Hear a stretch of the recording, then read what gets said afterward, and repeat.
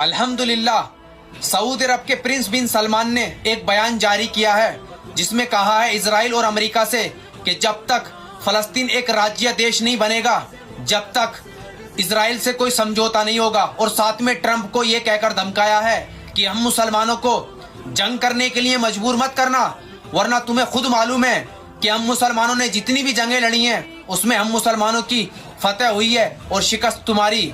तो इसलिए हम मुसलमानों को जंग करने के लिए मत उकसाना, बेहतर यही है कि फलस्तीन को एक राज्य देश बनाओ, क्योंकि सऊदी अरब के हाथों में 57 मुस्लिम देशों की लगाम है।